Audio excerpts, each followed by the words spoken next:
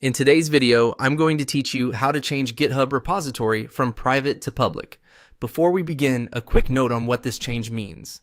Making a repository public allows anyone on the internet to view, clone, and index your code, along with its issues, pull requests, and wiki if enabled. You'll need to be an owner or have admin permissions on the repository to do this. If you don't see the options I mentioned, it likely means you don't have the required access or your organization has restrictions in place. Start on your repository's main page. At the top, look for the Settings tab. On wider screens, it appears as a tab across the top navigation. On smaller screens, you may see a gear icon instead. Click Settings and make sure you're on the General section. If the Settings tab isn't visible, you probably don't have admin rights on the repository, so you'll need to ask a maintainer to make the change.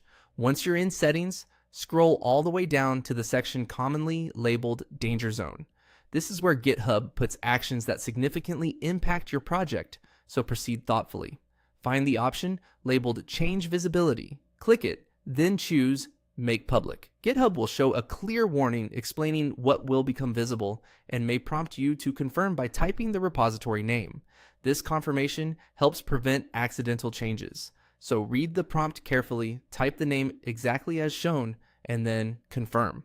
When the repository becomes public, the URL stays the same, but access changes instantly. Your code, commit history, issues, pull requests, releases, and project boards will now be visible to everyone. Existing collaborators keep their permissions, and people will be able to star, watch, and fork the project. Here are a few practical tips to make this transition smooth. Before you click Change Visibility, scan your codebase and commit history for secrets, such as API keys or passwords, and remove them if found. Check your .gitignore to ensure you're not committing environment files or logs. Review open issues and pull requests for any private details in titles, descriptions, or attachments.